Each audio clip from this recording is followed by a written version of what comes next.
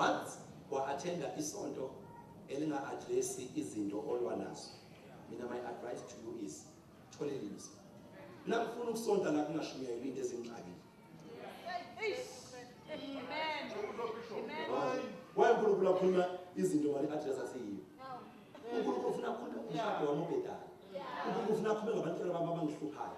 uNkulunkulu ufuna akhulume ngama-addictions angibambile nakhona ukuphuma kuwo. Because he has sent me here to be assisted and delivered. Akakwazi uNkulunkulu ukukhuluma ngento ezikude kunami kodwa kuze mina la. The truth of the matter is, we have not come here to fellowship tonight. We have come here because we've got some personal issues. Esikholwa ukuthi mhlambe kulamakhanda amekule phepha njengoba qala ngapha amakhanda aphela ngapha khona ikhanda uJehova phakathi kwalamakhanda azokusebenzisa lona ukuthi le-address isimo sami.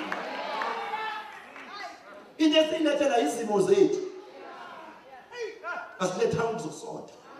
Uma ngabe sifuna ukusonta besoza Sunday ba the reason ngithe angizokusibuka isibaya angizokubuka zalo angizokwazi lutho lwe-TV ngoba ngise conference le viki ingoba kunama issues engikholwa ukuthi ngizothi mase ngifikile uJehova wa-address through his way.